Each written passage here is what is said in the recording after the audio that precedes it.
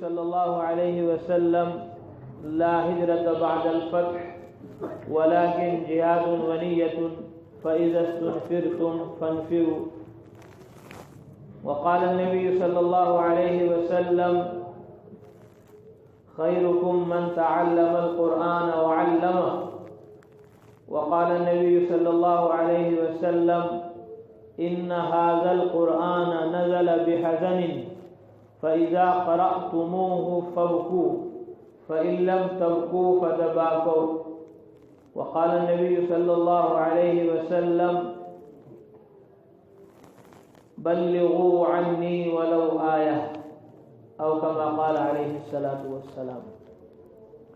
میرے بھائیو، دوستو، بزرگو، اللہ جل جلالہ عم نوالہ کا فضل و کرم ہے اور اس کا عظیم احسان ہے کہ اس نے ہم سب کو حضرت محمد مصطفیٰ صلی اللہ علیہ وسلم کی امت میں پیدا فرمایا.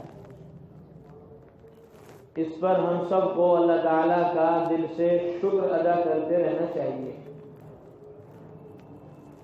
کہ یہ امت تمام امتوں سے افضل، اعلیٰ، اشرف، بہتر امت ہے.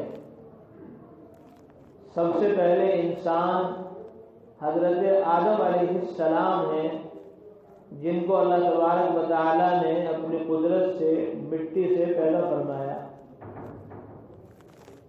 فرمایا اللہ تعالیٰ نے قرآن مقدس میں هو الذی خلقکم من تراب، وہ اللہ جس نے تم کو مٹی سے پیدا کیا. اللہ تبارک و تعالیٰ نے مشورے کی ایک شکل قائم کی،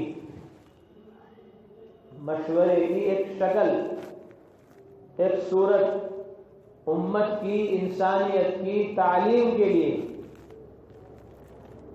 تو سب سے پہلی اور بنیادی شکل جو قائم ہوئی وہ مشورے کی ہوئی.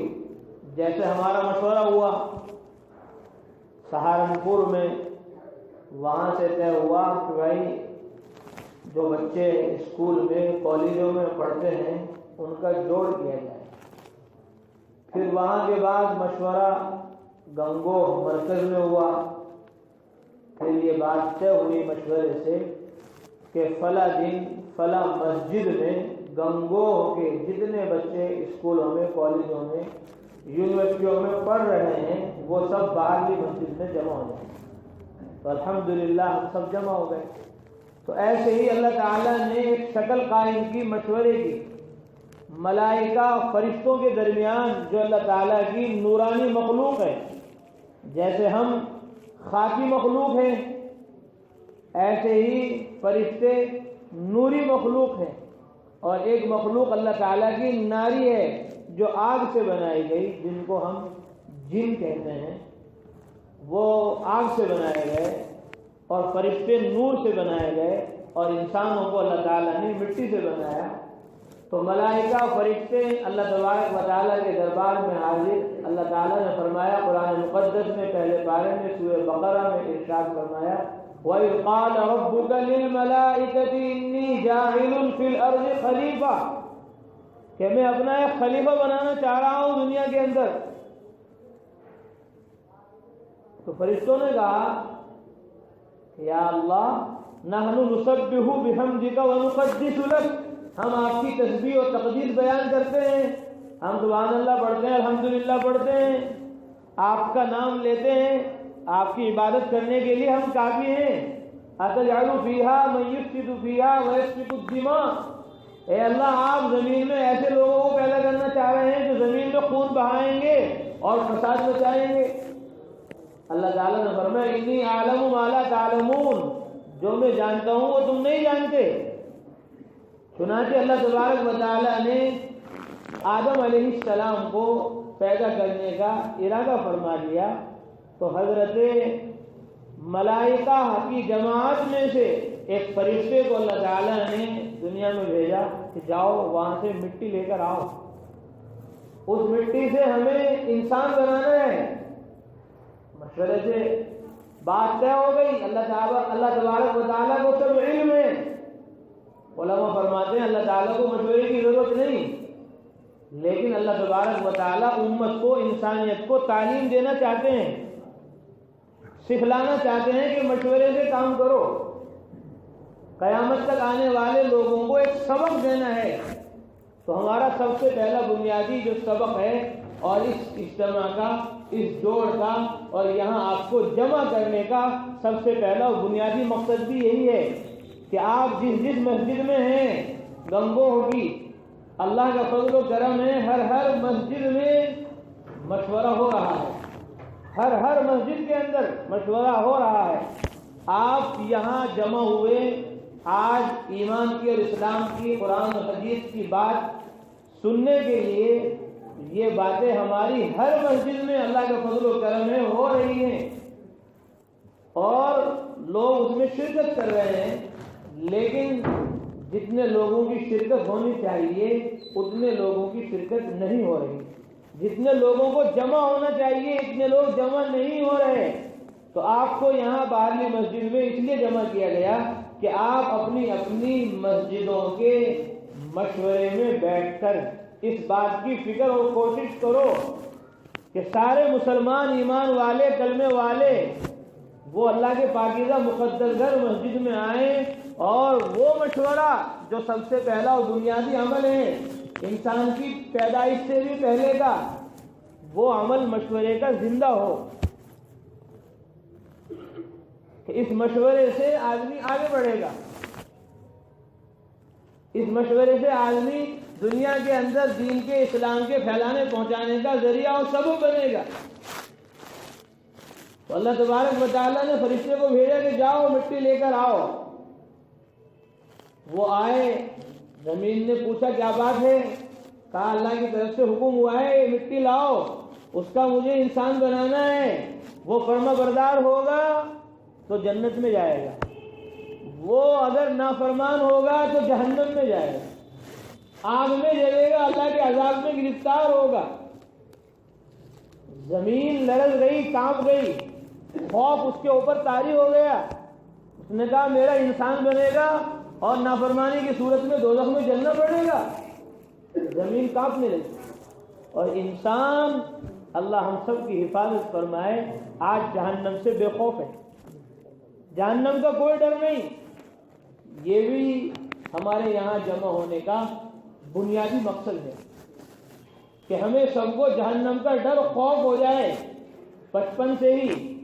آپ جب بیٹھیں گے مشورے میں اور پھر آپ کو کہا جائے گا پڑھو فضائل صدقات، تو وہاں آپ کو ملے گا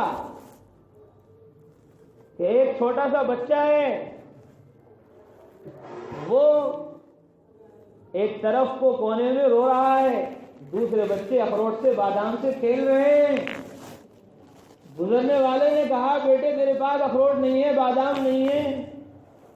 جیسے ہمارے یہاں بیٹ بال سے لوگ کھیل رہے ہیں، نہ جانے کھیل کی کتنی قسمیں، صورتیں آج دنیا کے اندر موجود ہیں. کہا لاؤ تمہیں بھی میں کھیل کی شکل دے دوں، وہ چیزیں دے دوں جن سے تم سب بچوں کے ساتھ کھیل سکو. کہا ہم دنیا میں کھیلنے کے لیے تھوڑے ہی آئے، کہ پھر کس لیے آئے؟ افحسبتم انما خلقناکم عبثا وانکم الینا لا ترجعون. اللہ فرماتے ہیں قرآن میں، اے مردوں، عورتوں، بوڑھوں، جوانوں، انسانوں، کیا تم سمجھ رہے ہو ہم نے تمہیں یوں ہی بیکار پیدا کیا ہے؟ عبثا وانکم الینا لا ترجعون، اور تم ہمارے پاس واپس نہیں لوٹائے جاؤ گے. کہ جب تم ہمارے پاس آؤ گے تو تمہاری فرما برداری کی شکل میں جنت ملے گی، اور نافرمانی کی صورت میں تمہیں جہنم میں، دوزخ میں، آگ میں جلنا پڑے گا. کہا بیٹے بچے تھوڑے جہنم میں جائیں گے، بچے تو نابالغ ہیں. بالغ جو مرد ہیں، بالغ جو عورتیں ہیں، وہ جہنم میں، دوزخ میں جائیں گی. ان پر سزا ہے، ان کو ثواب ہے، ان کو عذاب ہے. کہا چچا مجھے دھوکے میں مبتلا نہ کرو، میں اپنی امی کو دیکھتا ہوں کہ جب وہ آگ جلاتی ہیں تو چھوٹی چھوٹی لکڑیوں کو پہلے ڈالتی ہیں پلگانے کے لیے، جلانے کے لیے. کہیں اللہ تبارک و تعالیٰ دوزخ کو بھڑکانے کے لیے مجھے نہ ڈال دیں. چھوٹے سے بچے پر جہنم کا، دوزخ کا خوف ہے. اور یہاں آج اللہ معاف فرمائے نوجوان مردوں عورتوں کو جہنم کا خوف نہیں. تو جہنم کے خوف سے زمین لرز گئی، کانپ گئی۔ یہ ایک ڈرنے کی چیز ہے، اس سے ہمیں ڈرایا گیا ہے قرآن میں، اللہ تعالیٰ نے جگہ جگہ پر اس کی طرف متوجہ کیا ہے۔ تو فرشتے کو ترس آ گیا، اللہ کے پاس پہنچ گیا کہ یا ہوا لے آئے مٹی انسان بنانے، کہ یا اللہ لے کے تو آ جاتا، مٹی زمین رونے لگی، تو مجھے ترس آ گیا، میں نے چھوڑ دیا۔ اللہ تعالیٰ نے دوسرے فرشتے کو بھیجا، ان کو بھی خوف ہوا، ان کو بھی ترس آیا اور چھوڑ دیا۔ بار بار فرشتوں کو بھیجتے رہے اور زمین روتی رہی کہ مجھے دوزخ میں جلایا جائے گا، انسان بنا کر میری مٹی نہ لے جاؤ۔ اللہ تعالیٰ نے حضرت اسرائیل علیہ السلام کو بھیجا کہ جاؤ تم لے کر آؤ۔ وہ آئے اور مٹی لے کر جانے لگے، زمین رونے لگی۔ کہا میں تیرے رونے کو دیکھوں یا اللہ کے امر کو دیکھوں، اللہ کے حکم کو دیکھوں؟ مجھے تو اللہ کا حکم پورا کرنا ہے۔ چنانچہ وہ مٹی لے گئے۔ حدیث میں آیا کئی جگہ سے انہوں نے مٹی لی، کہیں کی مٹی سفید ہے، کہیں کی مٹی لال ہے، کہیں کی کالی ہے، مختلف قسم کی مٹی لی اور اللہ تعالیٰ کے دربار میں پہنچ گئے۔ پھر گارا بنایا گیا، انسان آدم علیہ السلام کا پتلا بنایا گیا، اور اسی لیے اللہ کے نبی نے فرمایا انسانوں کی شکلیں صورتیں مختلف رنگوں کی ہیں، اسی لیے الگ الگ شکل ہے، الگ الگ صورتیں ہیں۔ جیسے مٹی کا مزاج ہے، کہیں کی مٹی نرم ہے، کہیں کی سخت ہے، ایسے ہی کوئی انسان نرم ہے، کوئی سخت ہے۔ تو آدم علیہ السلام کو بنا دیا گیا، آدم علیہ السلام کو پیدا کر دیا گیا، اور پیدا کرتے ہی اللہ تبارک و تعالیٰ نے سب سے پہلا جو سلسلہ شروع فرمایا وہ تعلیم کا فرمایا۔ سب سے پہلی چیز ابتدا آدم علیہ السلام کو جو امر دیا گیا، حکم دیا گیا، وہ تعلیم کا۔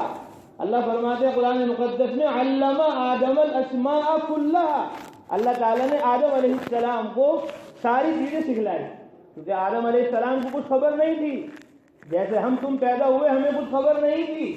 اللہ فرماتے ہیں قرآن میں واللہ اخرجکم من بطون امہاتکم، اللہ نے نکالا ہے تمہیں تمہاری ماؤں کے پیٹوں سے، لا تعلمون شیئا، اس حال میں کہ تم کچھ نہیں جانتے تھے، تمہیں کسی چیز کی کوئی خبر نہیں تھی، نہ تم قطرہ جانتے تھے، نہ تم سمندر جانتے تھے، نہ تم ذرہ جانتے تھے، نہ تم پہاڑ جانتے تھے، نہ تم زمین جانتے تھے، نہ تم آسمان جانتے تھے، نہ تمہیں گرمی کا علم تھا، نہ تمہیں سردی کا علم تھا، نہ تمہیں خوشی کا پتہ تھا، نہ تمہیں غمی کا پتہ تھا، نہ تمہیں اماں کا پتہ تھا، نہ تمہیں ابا کا پتہ تھا، نہ تمہیں تایا کا پتہ تھا، نہ تمہیں چچا کا پتہ تھا، تمہیں نہ کھانے کا پتہ تھا، نہ پینے کا پتہ تھا، لا تعلمون شیئا، تمہیں کسی چھوٹی بڑی چیز کا کوئی علم نہیں تھا۔